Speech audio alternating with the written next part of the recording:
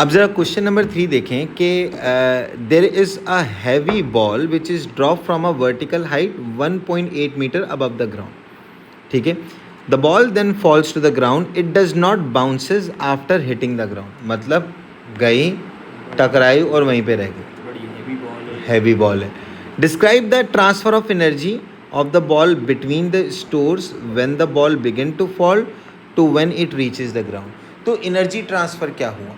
तो देखो, एक जर्नल सी एनर्जी, जब भी बॉडी अबव द ग्राउंड होती है, वो बॉल हो, बॉडी हो या कोई भी चीज़ हो, उसके अंदर कौन सा एनर्जी होती है बेटे? Gravitational potential energy. और जैसे जैसे ये बॉल मूव होना शुरू होगी तो इसके अंदर कौन सी एनर्जी आ जाएगी? Kinetic energy. तो काइनेटिक एनर्जी कौन सी एनर्जी होती है बेटे? It is a kind of energy when it is required when the body is in motion. Height की वजह से, अबव द ग्राउंड की वजह से कौन सी energy? Gravitational potential energy. Move होने की वजह से काइनेटिक एनर्जी. और कुछ ना कुछ एनर्जी आपके पास लॉस भी होगी इन terms of thermal energy. Ball हो सकता है आपके पास हल्की फुल्की, और उसके अंदर थर्मल एनर्जी भी आ जाए, हीट एनर्जी भी आ जाए, उसके थ्रू वो लॉस भी हो जाएगी. बिल्कुल. तो अब इसका आंसर लिखना है बेटे.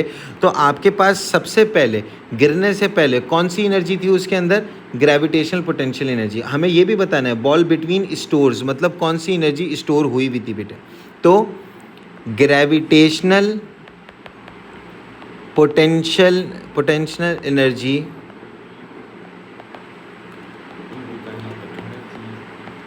स्टोर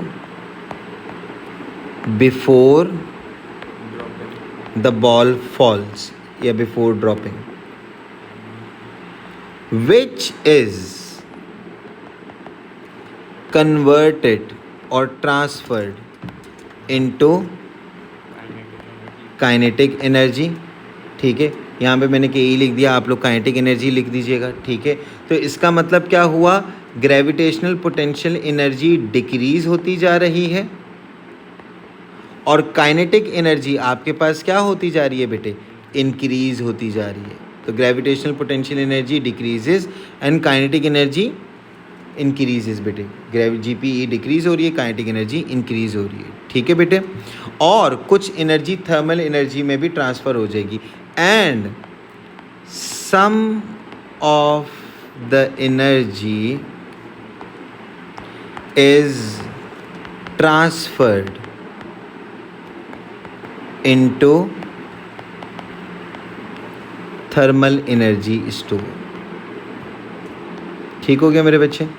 3 चीज़ें लिख दी. एक कौन सी एनर्जी थी, फिर वो एनर्जी किस में चेंज हुई, और फिर एक एडिशनल एनर्जी भी बता दी, थर्मल एनर्जी. ठीक हो गया? अच्छा, अब जरा देखो यहाँ पर एक मोस्ट इम्पॉर्टेंट चीज़ इन्होंने बोला हुआ, मैक्सिमम स्पीड निकालो and ignore air resistance. Ignore air resistance का मतलब, हम इग्नोर एयर रेजिस्टेंस का मतलब ये है कि कोई एनर्जी लॉस नहीं हो रही. तो शुरू में कौन सी एनर्जी थी? Gravitational potential energy. और जब मूव हो रही है तो वो किस में चेंज हो रही है?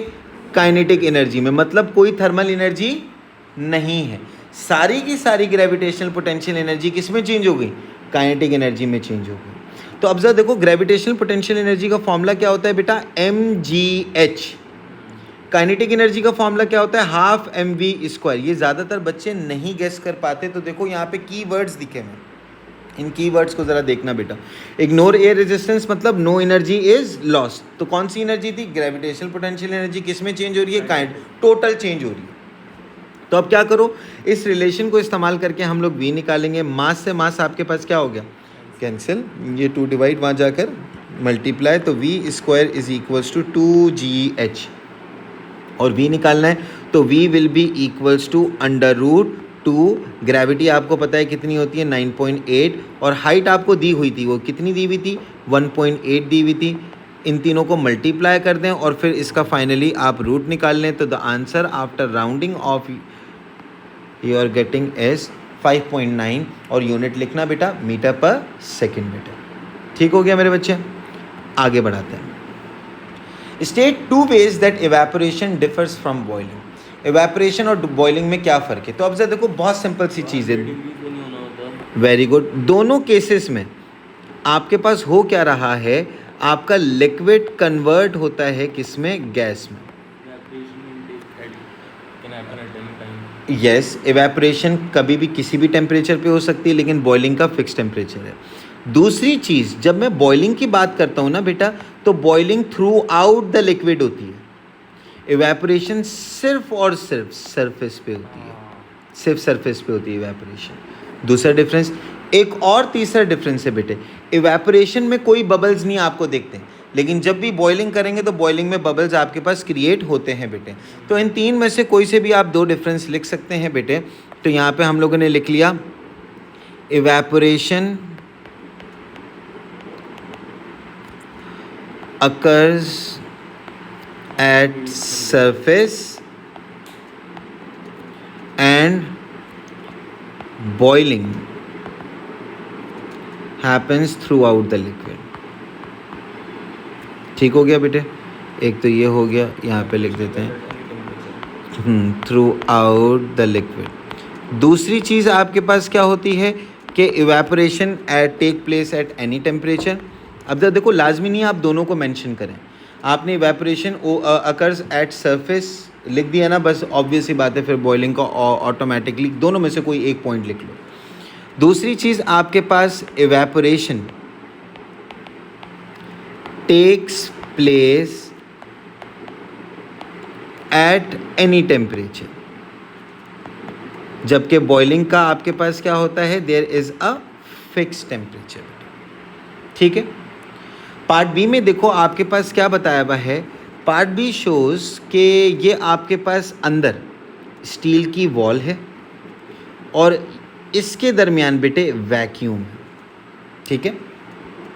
आपके पास बताया हुआ है टेम्परेचर जो है -160 डिग्री सेल्सियस है, आपने इसको केल्विन में चेंज करना है। तो देखो, कभी भी डिग्री सी के टेम्परेचर को, सेल्सियस को केल्विन में चेंज करना है तो आप उसके अंदर क्या ऐड कर दो बेटे, 273 ऐड कर दो, so the temperature changes into degree kelvin बेटे। तो -160 था, उसके अंदर आपने 273 ऐड कर दिया, तो 113 केल्विन आपके पास आ गया। तो टेम्परेचर वही है, बस ये यूनिट चेंज हुआ बेटा। ठीक हो गया बेटे। अगली चीज़, the container is made of steel and there is a vacuum inner और आउटर वॉल के दरमियान बेटे। The outer wall of the container is at room temperature. State 2 method of thermal energy transfer that vacuum prevents. Thermal energy transfer के पहली चीज़ तो methods होते क्या हैं, मतलब एनर्जी किस किस मेथड के थ्रू ट्रांसफ़र होती है। तो देखो, एक तरीका होता है कंडक्शन। कंडक्शन में क्या होता है कि दो बॉडीज़ का इन कांटेक्ट में होना लाजमी है। ठीक हो गया बेटा। एक होता है कन्वेक्शन। कन्वेक्शन आपके पास hot air rises, cold air sink. इसी वजह से हम लोग अपने जितने भी एसीज होते हैं वो रूम के टॉप पे लगाते हैं और हीटर्स हमेशा बॉटम पे लगाते हैं। तीसरा तरीका होता है बेटा radiation.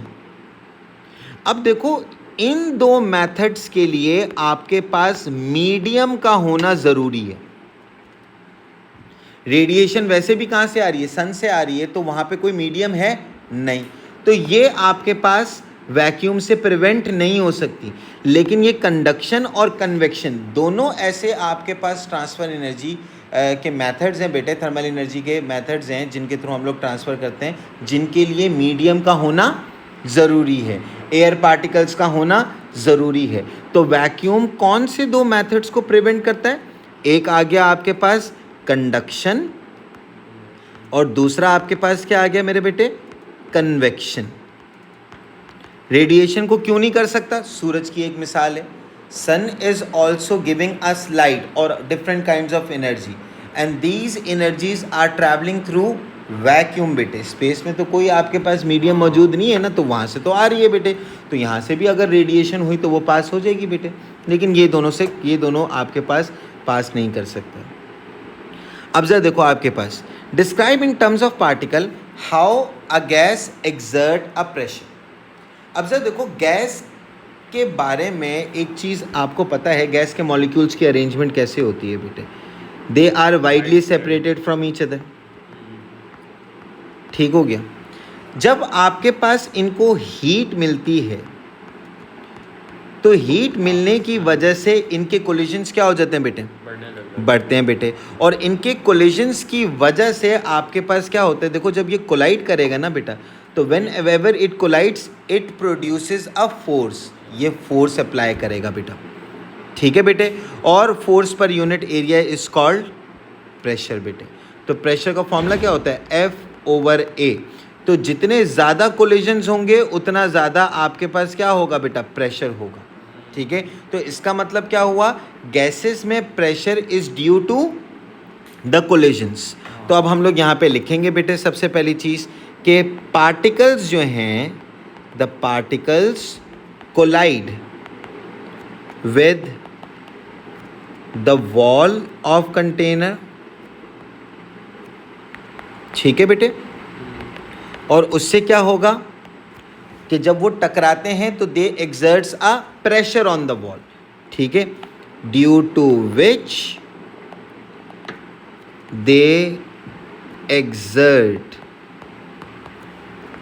A force on the wall. Force produce हो रही है, प्रेशर का फॉर्मूला क्या था बेटा, फोर्स ओवर एरिया, ठीक है। तो अब यहां पे हम लोग ये मेंशन कर देंगे, and pressure is force per unit area. तो मतलब जब फोर्स क्रिएट हो रही है तो वो ऑब्वियस सी बात है किसी स्पेसिफिक एरिया के ऊपर हो रही है, and force per unit area is called pressure. तो देखो 3 पॉइंट्स कैसे लिखे, एक कोलिजन के बारे में जिक्र किया, फोर्स जनरेट हुई उसके बारे में जिक्र किया, और प्रेशर के बारे में बताया कि फोर्स से प्रेशर का क्या ताल्लुक है। तो वो हमने बताया force per unit area is called pressure बेटे, ठीक हो गया मेरे बेटे। आगे बढ़ाते हैं, बहुत ही मज़ेदार सवाल, गौर से सुनना बेटा। देखो आपके पास लाइट का क्या हिसाब किताब है, when ever light changes the medium, जैसे कि यहाँ पर आपके पास एयर है, ये आपके पास एक ग्लास आ गया, ग्लास का प्रिज्म आ गया। एयर से जब भी ग्लास में लाइट जाती है तो रिफ्रैक्शन होती है। रिफ्रैक्शन का मतलब कि जो लाइट है वो अपनी डायरेक्शन चेंज करती है, ठीक है ना बेटे। और आपके पास जब भी एयर से लाइट ग्लास में जाती है तो it normally bends towards the normal बेटे, जिसकी वजह से इसकी स्पीड भी आपके पास कम हो जाती है। वालेकुम अस्सलाम बेटे।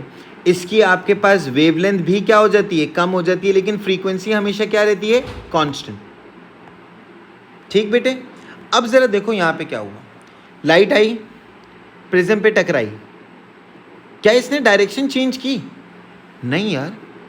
तो डायरेक्शन क्यों नहीं चेंज की, अब जरा देखो, एक हम लोगों ने और चीज़ भी पढ़ी भी है, नॉर्मल पे। वेरी गुड बेटे। नॉर्मल क्या होता है, एक लाइन होती है बेटे which is perpendicular to the surface, और कभी भी अगर रे अलोंग द नॉर्मल होती है तो वो अपनी डायरेक्शन चेंज नहीं करती, वो सीधा सीधा पास कर जाती है।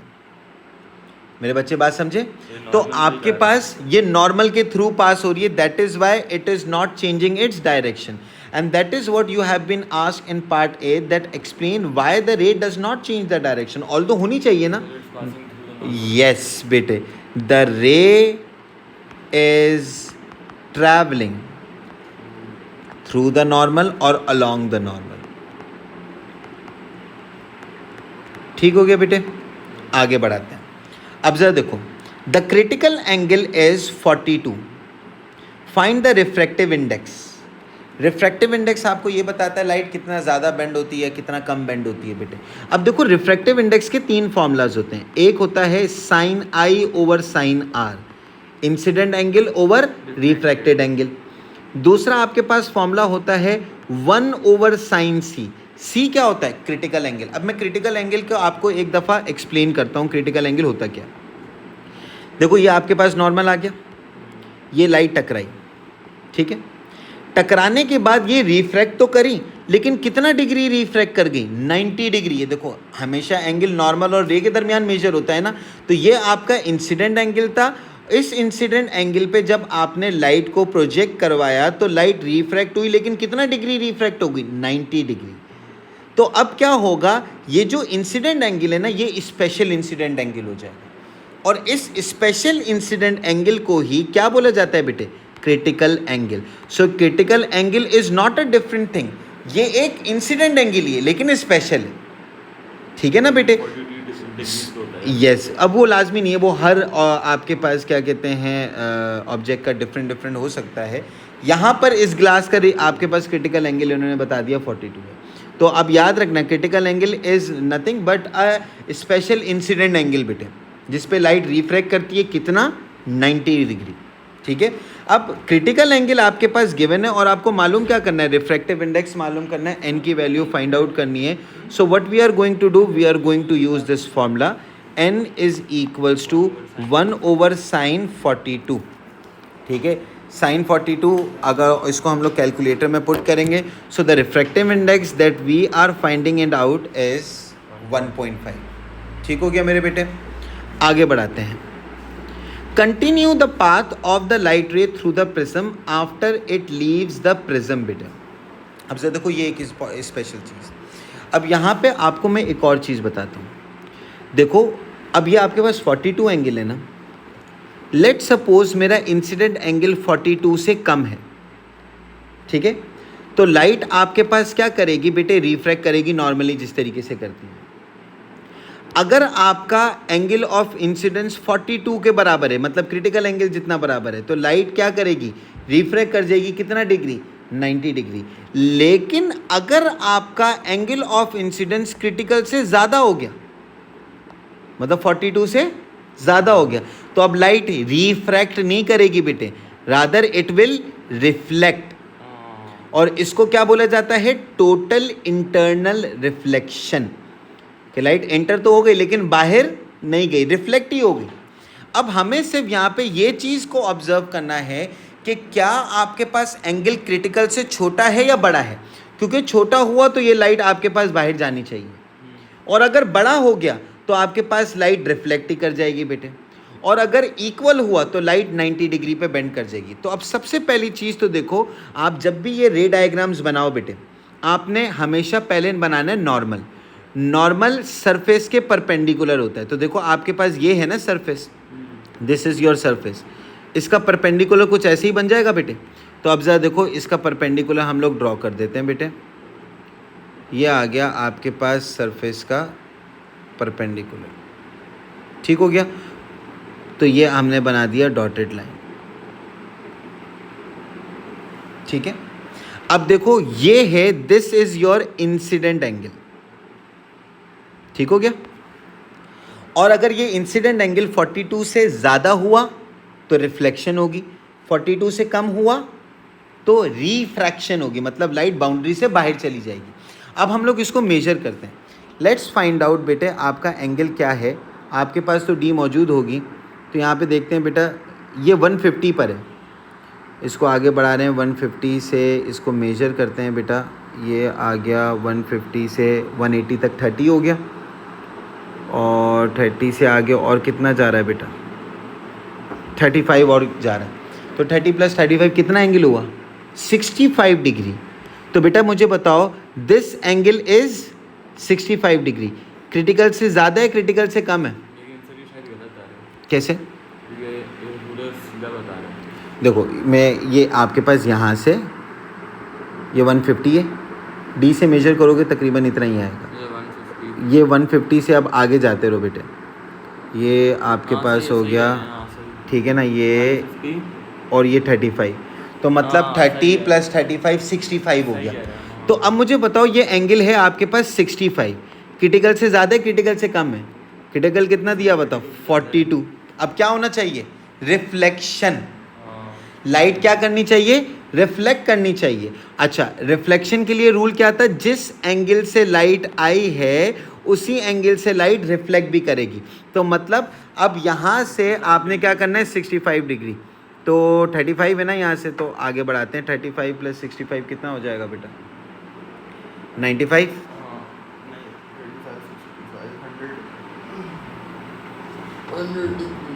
ठीक है, तो हम लोग कर लेते हैं बेटे 100 डिग्रीज। ये आ गया, ये कुछ आ गया आपके पास 100, ठीक है। ज़रा देखो बेटे, यहाँ पर लाइट रिफ्लेक्ट होके आ रही है बेटे, this is the reflection.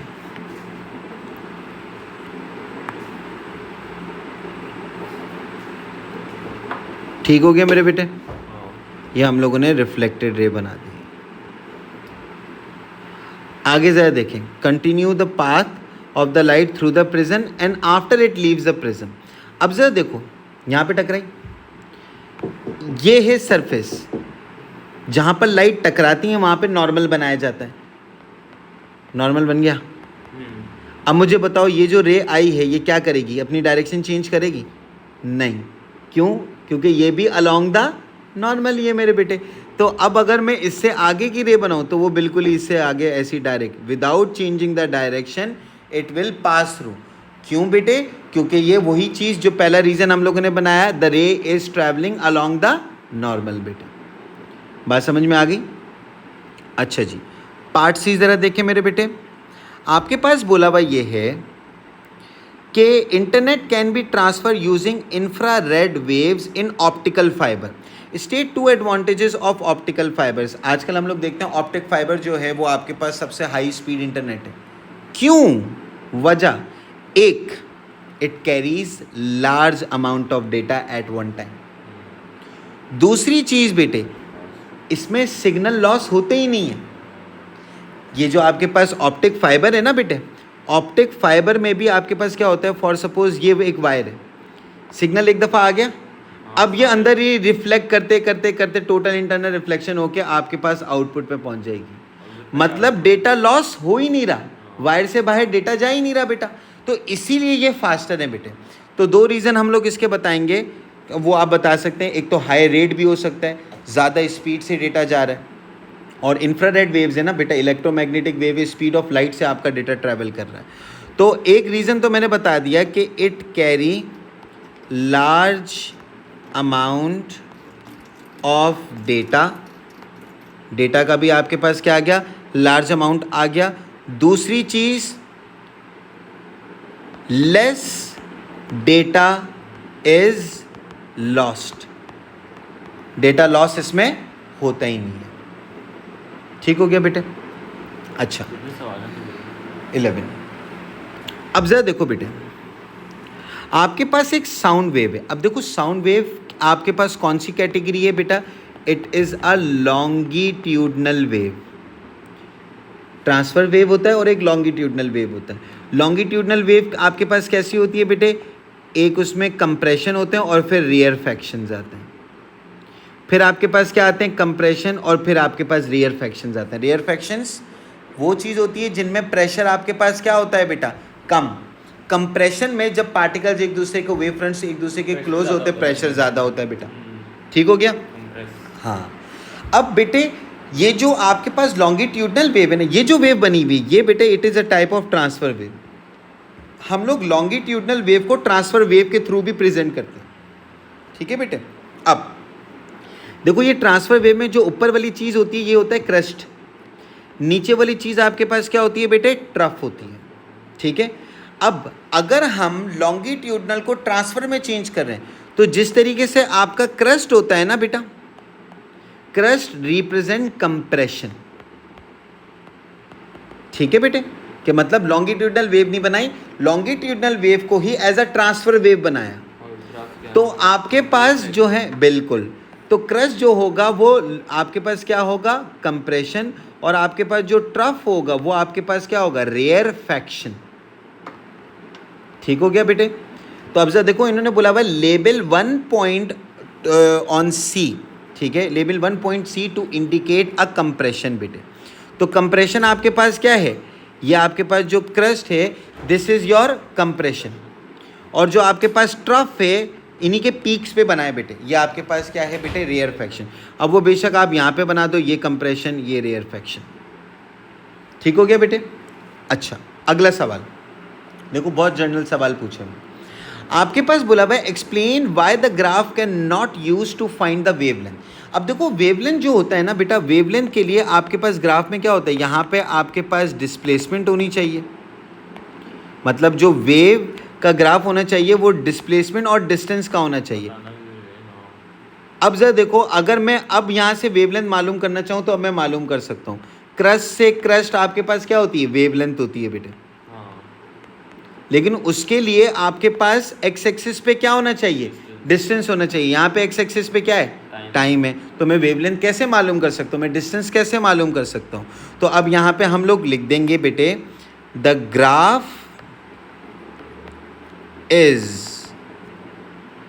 Not representing displacement and distance. Although displacement का कोई ताल्लुक नहीं है वेवलेंथ के अंदर, ठीक है, लेकिन ग्राफ डिस्प्लेसमेंट और डिस्टेंस का ही बनता है बेटे, ठीक है, इसलिए हम लोग वेवलेंथ फाइंड आउट ही नहीं कर सकते। अगली चीज बेटे पार्ट 3, देखो आपके पास क्या हुआ, sound becomes louder end of low pitch. अब देखो लाउडनेस से किसका ताल्लुक है, एम्पलीट्यूड का ताल्लुक है। तो अगर साउंड लाउडर हो गया है तो एम्पलीट्यूड क्या हो चुका होगा बेटा, उसका इंक्रीज हो चुका होगा। पिच का ताल्लुक फ्रीक्वेंसी से है, अगर पिच ज़्यादा है तो फ्रीक्वेंसी ज़्यादा है। फ्रीक्वेंसी होती क्या है, अगर इसकी जनरल डेफिनेशन आपसे पूछ ली जाए तो it is number of waves per unit time बेटे। कितनी वेव्स पास हुई, कितने टाइम में पास हुई, डिवाइड कर दो, फ्रीक्वेंसी आ जाएगी। और फ्रीक्वेंसी का ही रेसिप्रोकल क्या भी होता है, टाइम पीरियड। टाइम पीरियड क्या होता है, it is the time which is required to complete one wave. एक वेव के लिए कितना टाइम चाहिए होता है, वो टाइम आपके पास टाइम पीरियड होता है। ठीक हो गया बेटे।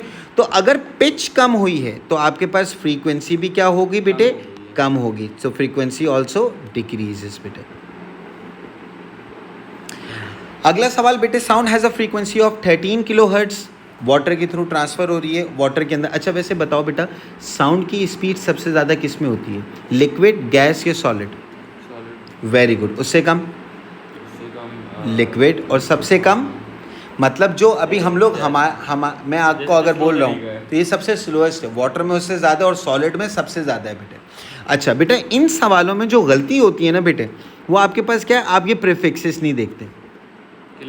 किलो हर्ट्ज़ बेटे, तो आपके पास फ्रीक्वेंसी कितनी दी हुई है, 13 किलो हर्ट्ज़। किलो का मतलब 10 to the power 3 है, 13,000 बोल दो बेटे। स्पीड आपको दी हुई है 1500। मालूम आपको क्या करना है बेटा, wavelength.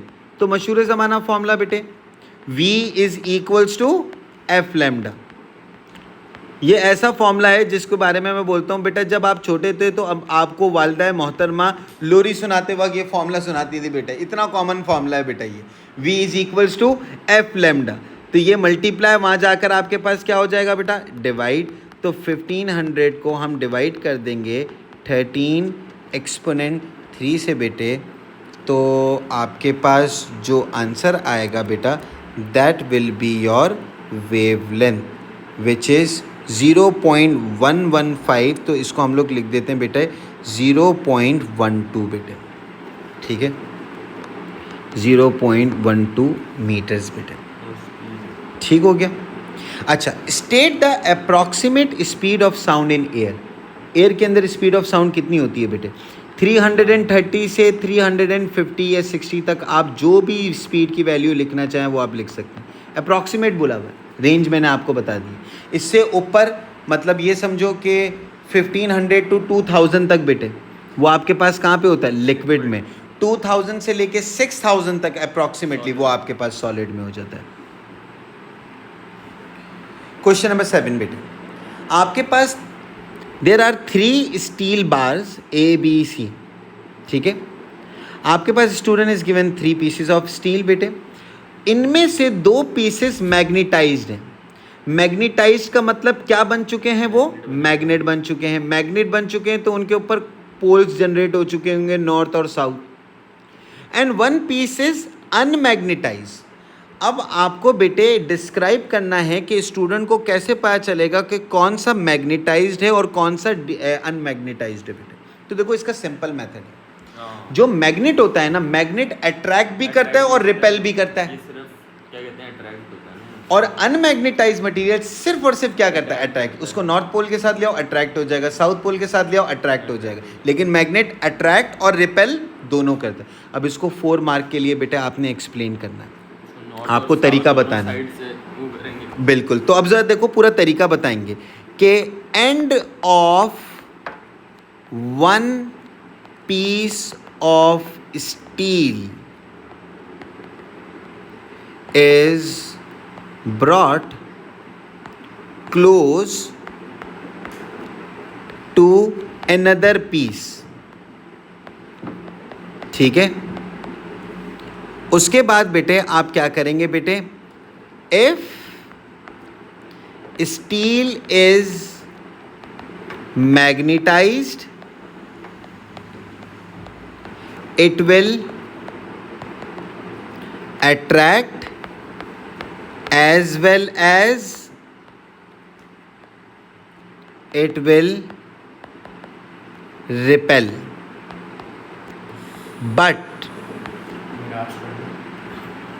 But if steel is unmagnetized, it will only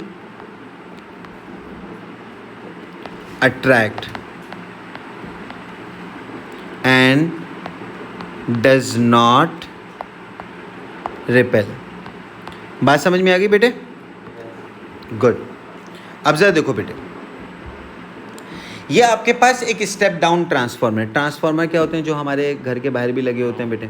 step down का मतलब क्या है, इनको इनपुट वोल्टेज ज़्यादा जाता है लेकिन आउटपुट इनका क्या होता है, कम. कैसे बेटे, देखो इनपुट वोल्टेज जो प्राइमरी कॉइल भी कहलाती है उसके ऊपर ज़्यादा नंबर ऑफ टर्न्स हैं और आउटपुट के ऊपर कम नंबर ऑफ टर्न्स हैं बेटे. ठीक है, तो that is why it is called step down transformer.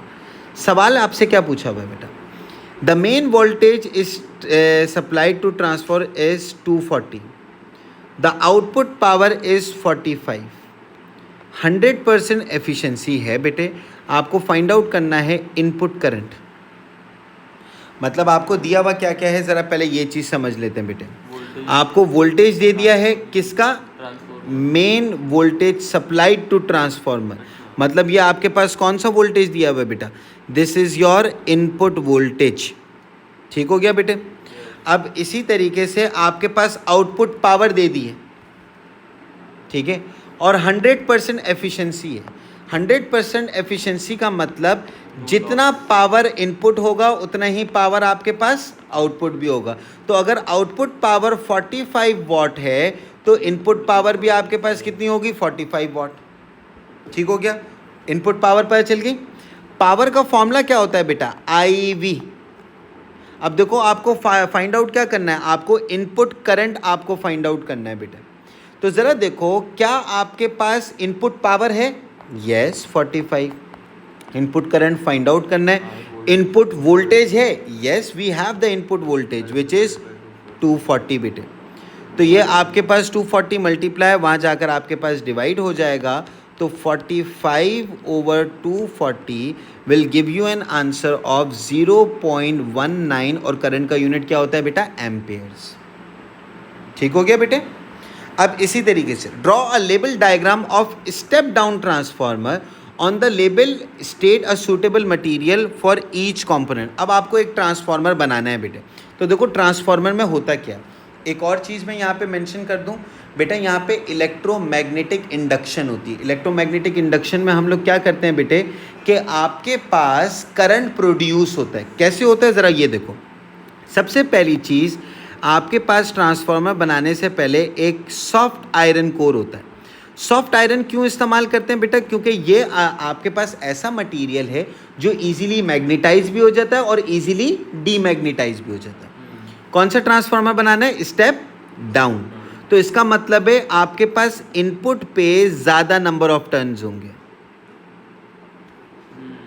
और आउटपुट पे आपके पास कम नंबर ऑफ टर्न्स होंगे. ठीक हो गया बेटे. अब इसको लेबल भी करना है बेटा.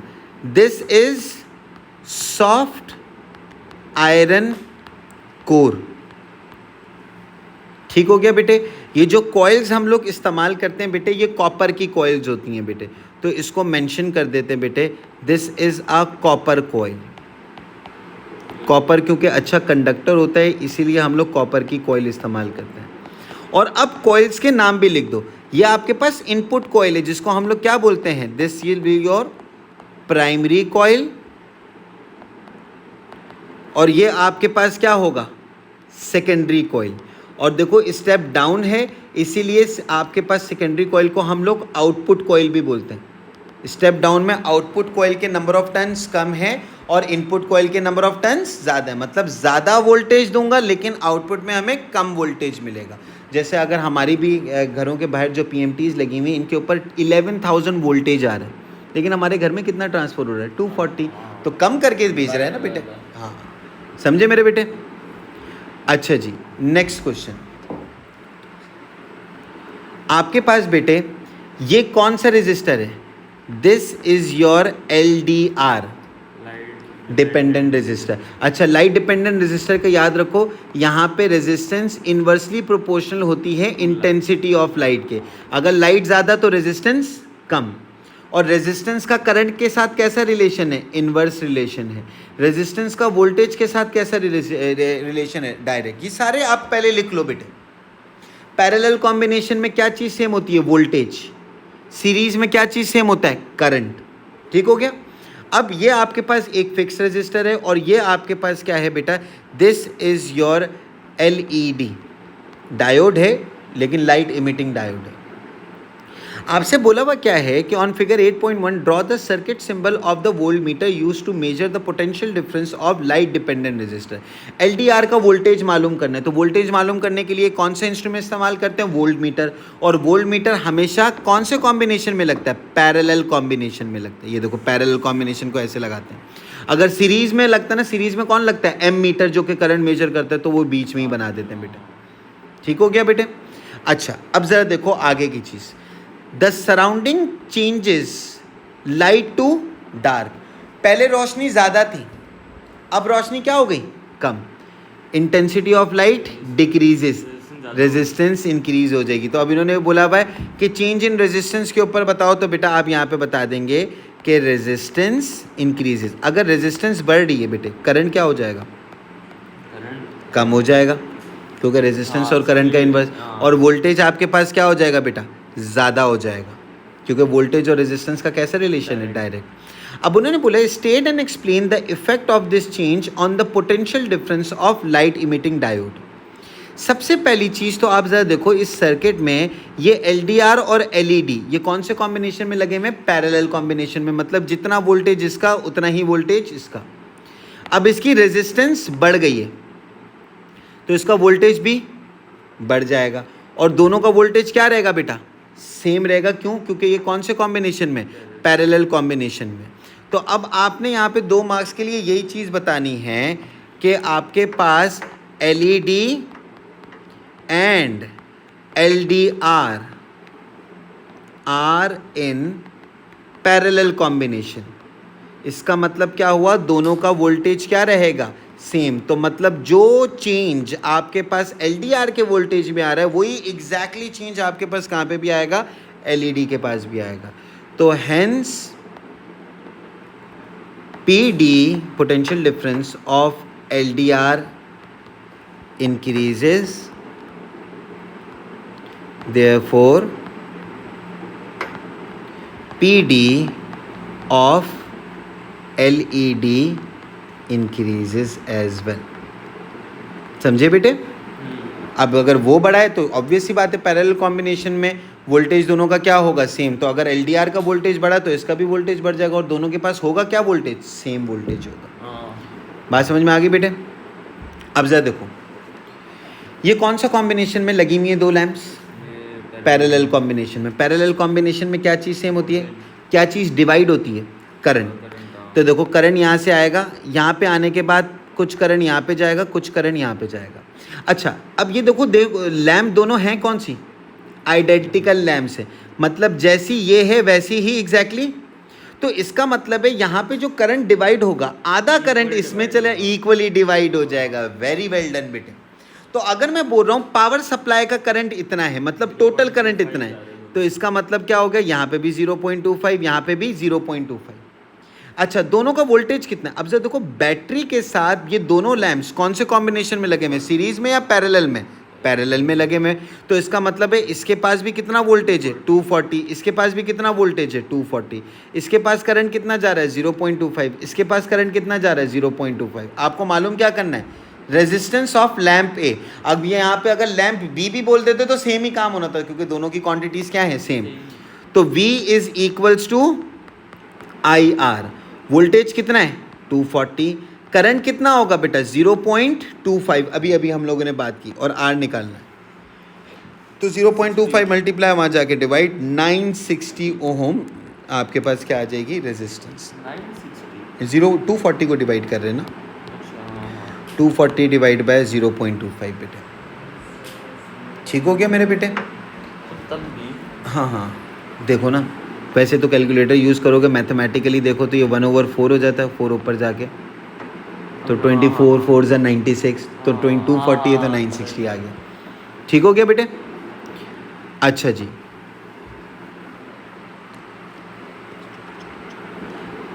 अगला है आपके पास, देखो radio active isotopes, radio activity पता है ना, ये कौन सी रेज होती हैं बेटे, ये रेडियो एक्टिव रेज ऐसी रेज होती हैं जो बड़ी हार्मफुल होती हैं।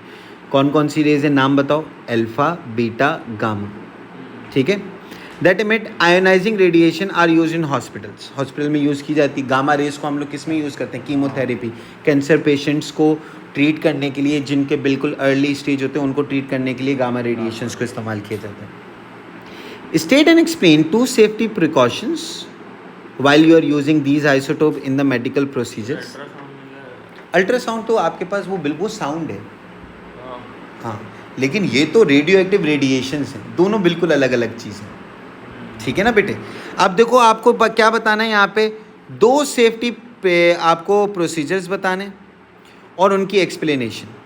देखो कीमोथेरेपी में भी जो गामा रेडिएशंस जो पेशेंट के ऊपर सब्जेक्ट की जाती हैं ना, वो बहुत कम टाइम के लिए की जाती हैं। क्यों ज़्यादा टाइम के लिए कर, जितनी भी ऐसी रेज जो हमारी बॉडी को पेनिट्रेट कर सकती हैं, जैसे एक्सरे भी पेनिट्रेट करती है, ये भी ख़तरनाक है, इनको ज़्यादा टाइम के लिए एक्सपोज आपकी बॉडी पे नहीं किया जाता। क्यों नहीं किया जाता, ताकि कम रेडिएशंस आपकी बॉडी एब्जॉर्ब करे, क्योंकि बॉडी जितनी ज़्यादा रेडिएशंस एब्जॉर्ब करेगी इंटरनली हमारे ऑर्गन उतने ज़्यादा फेलियर की तरफ जाएंगे बेटे, समझ रहे हो बेटे। तो सीटी स्कैन भी आपके पास क्या है, उसमें भी आपके पास इलेक्ट्रोमैग्नेटिक रेडिएशंस इस्तेमाल होती हैं। मेटल नहीं होगा सकते, मेटल हाँ नहीं कर, इसलिए तो नहीं करते बेटे, समझे बेटे। तो अब आपके पास सेफ्टी प्रोसीजर, एक सेफ्टी प्रोसीजर क्या है कि रिड्यूस एक्सपोजर टाइम, के मतलब ये रेडिएशन ज़्यादा देर के लिए आप किसी भी पेशेंट या किसी भी चीज़ के ऊपर या किसी भी ह्यूमन के ऊपर नहीं कर सकते। क्यों नहीं कर सकते, ज़्यादा रेडिएशन करेंगे तो उसकी बॉडी ज़्यादा एब्जॉर्ब करेगी, और जितनी ज़्यादा ये रेडिएशन एब्जॉर्ब करेगी हमारी बॉडी, उतने ज़्यादा हमारे ऑर्गन फेलियर की तरफ जाएंगे बेटे, क्योंकि हमारे ऑर्गन को ये रेडिएशन सूट नहीं करती बेटे। तो सबसे पहला सेफ्टी प्रोसीजर क्या है, रिड्यूस एक्सपोजर टाइम। अब एक्सप्लेनेशन बताओ क्यों, to lower amount of radiation absorbed, ठीक है। ऑल्दो इनके बहुत सारे मल्टीपल आंसर हो सकते हैं, जो आपको रीजनेबल लग रहा है रीजनेबल आंसर लिखिए। दूसरा बेटा क्या सेफ्टी प्रिकॉशन की जाए बेटे, सबसे पहली चीज़ बेटे, जब भी एक ऐसा डॉक्टर जो ये रेडिएशंस के साथ पेशेंट के ऊपर लगा रहा होता है ना, उसके एक सेफ्टी सूट होता है बेटे। इवन कि आप न्यूक्लियर पावर प्लांट्स में भी चले आए, न्यूक्लियर पावर प्लांट्स में भी यही इन्हीं रेडिएशंस का काम होता है बेटे। तो आपके पास क्या होता है, जितने भी आपके पास जो साइंटिस्ट होते हैं उनका एक स्पेशल सूट होता है बेटा। तो वो स्पेशल सूट क्या कर रहा होता है बेटा, वो ये कर रहा होता है ताकि वो रेडिएशन उनके ऊपर ना जाए या उनकी बॉडी के साथ ना कर सके। तो आप क्या करेंगे बेटे, use proper shielding.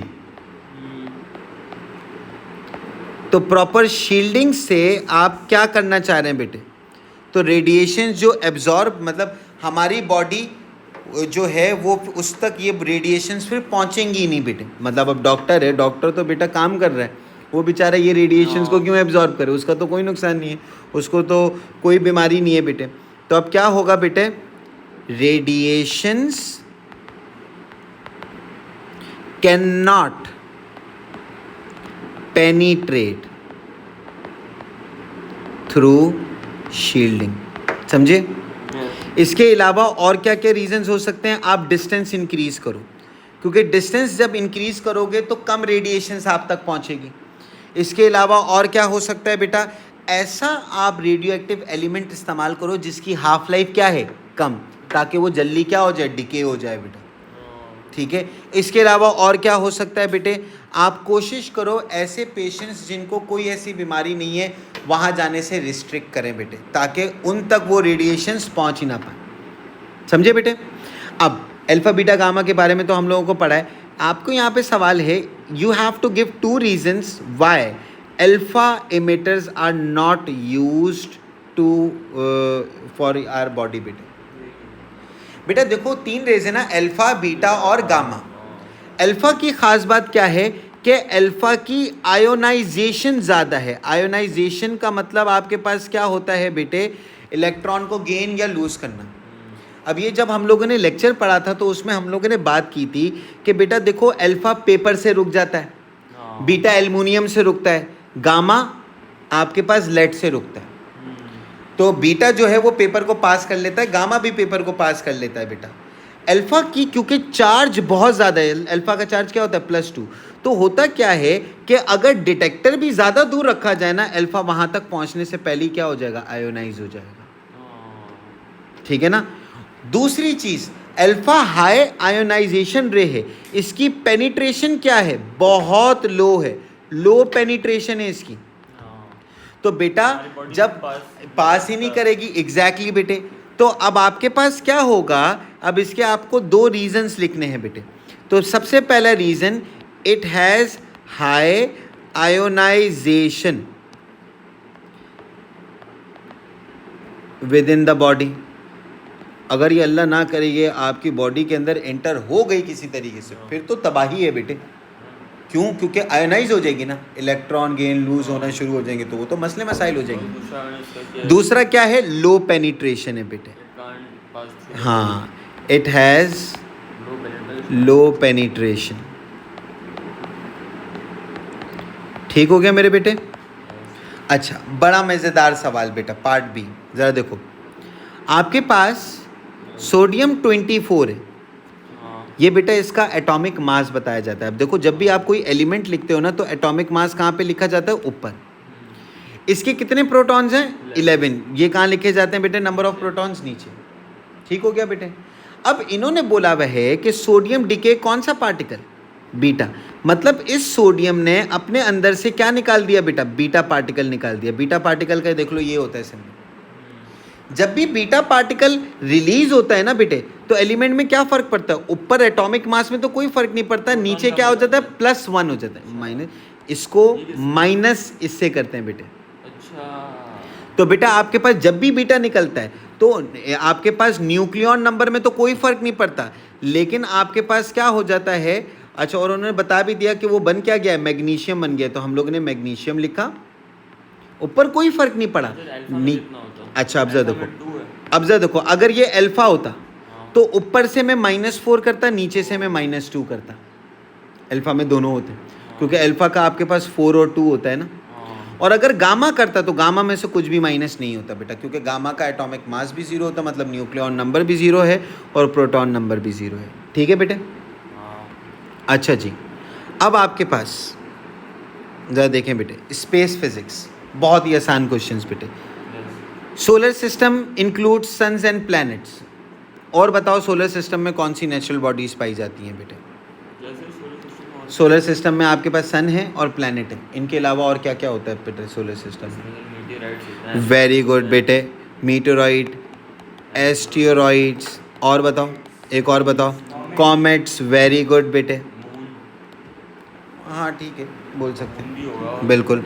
Dwarf planets, minor planets, हाँ, एस्ट्रॉइड बेल्ट बेटे, क्यूपर बेल्ट भी होती है आपके पास।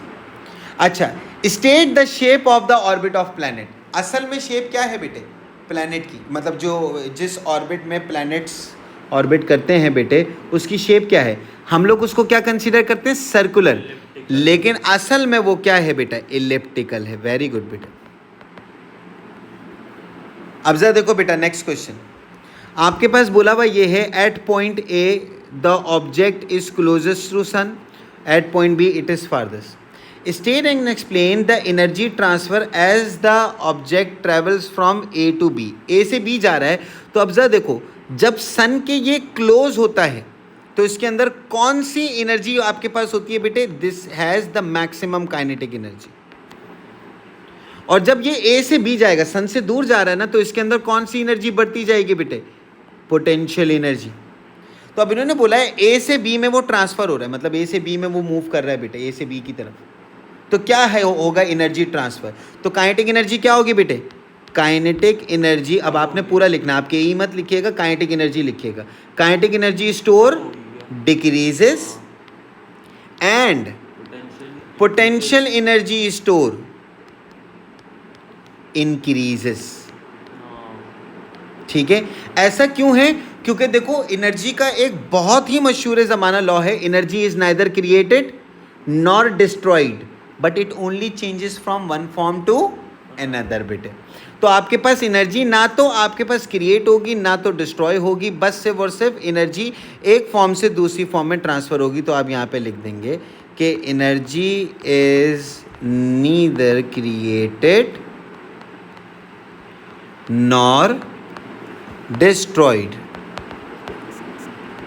but can be changed from one form to another। ठीक हो गया मेरे बेटे?